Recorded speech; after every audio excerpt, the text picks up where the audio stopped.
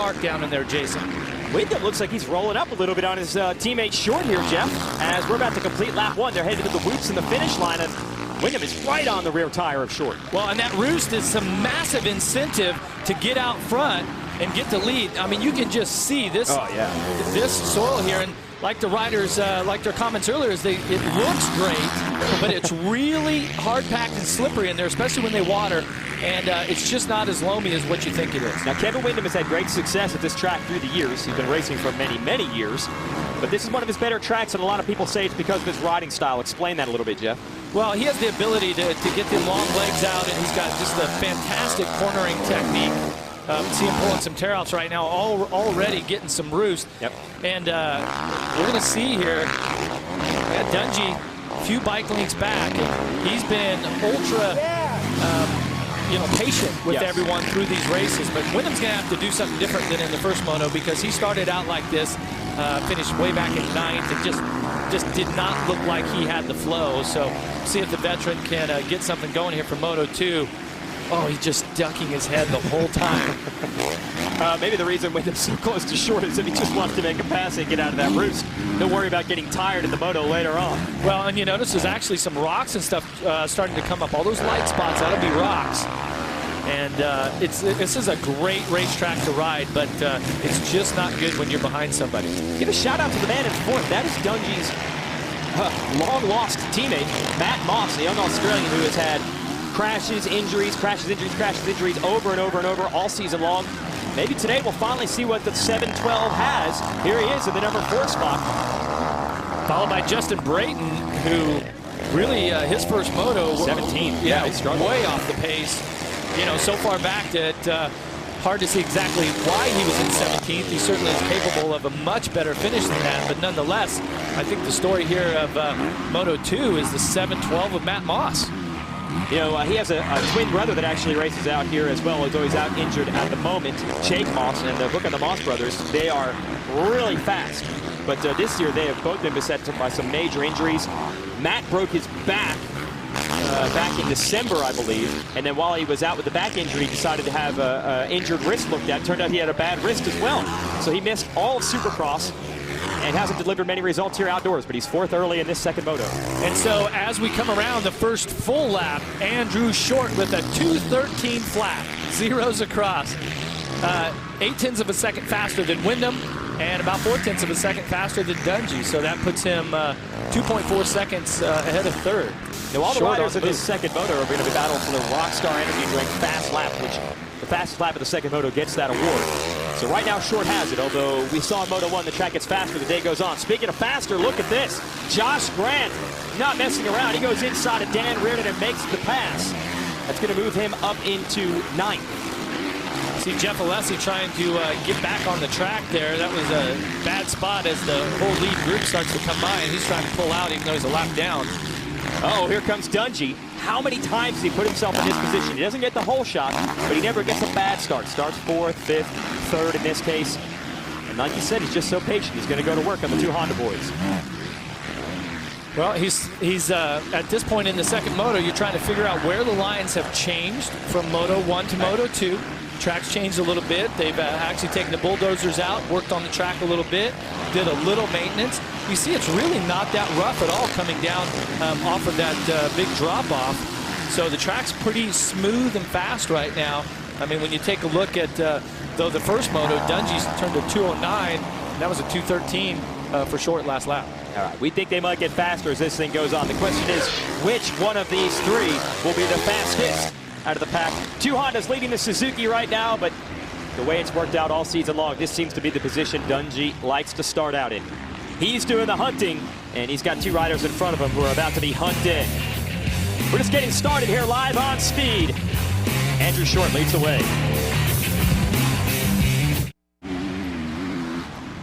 Wednesday night, Speed Prime Time is all new. At 8, it's the new original Stunt Riding Series Stealth Rider.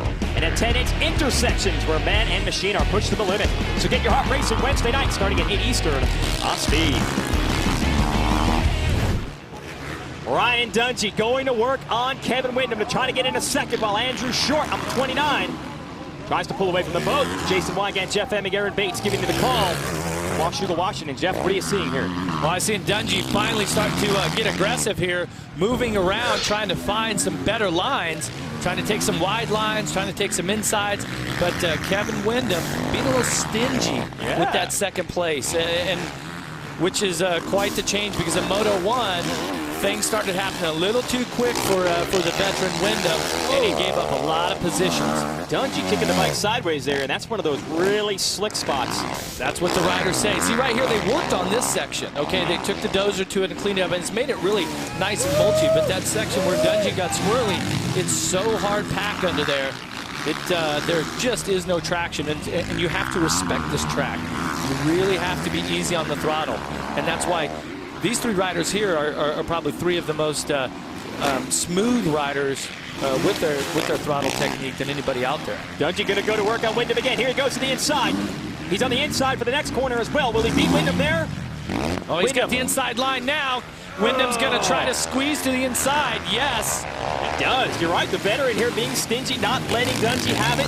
Now they're going to jump back into view of the fans, and they're going to go crazy here with this battle. The fans love this battle. You got the veteran and the rookie going at it. These fans have been here since about 8 a.m. this morning. Yes. I mean, there was thousands of fans on the hillside that were totally camped out before even a bike ran one lap of practice, just dedicated.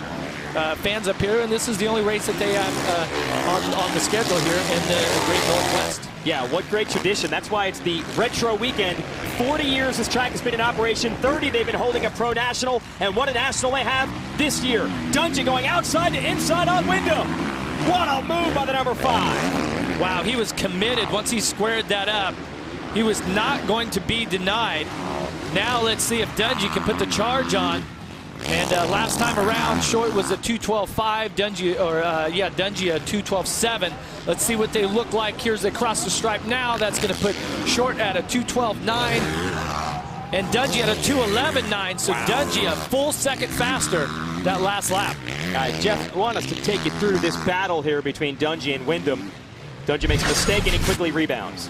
Watch the number 5 here of Dungey as he gets out of this slick corner. Watch as he hammers the throttle. Saves it there, ends up dragging that right foot a little bit. Here's another section. This is when he's setting up the pass. Now watch out. Windham comes a little short, and Dungey squares it up. He finds a little rut here and just cuts right across. Pretty aggressive move right there, but you can tell he's comfortable because he instantly pulled the tear off.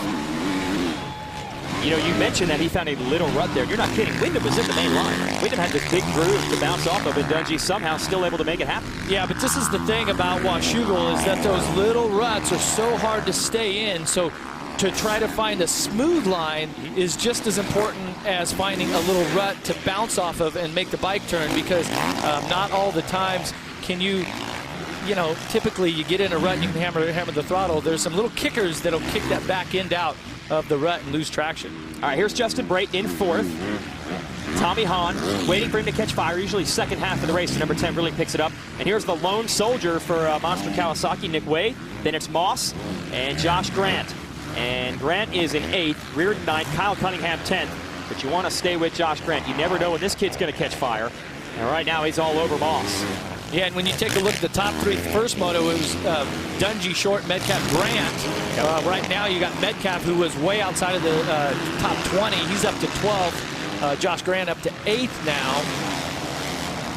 Grant drops back in. Yeah, he's looking for an overall today. Yeah, and Mike Alessi, who was 5th in the first moto, he's only 22nd right now. And here's the Australian Dan Reardon.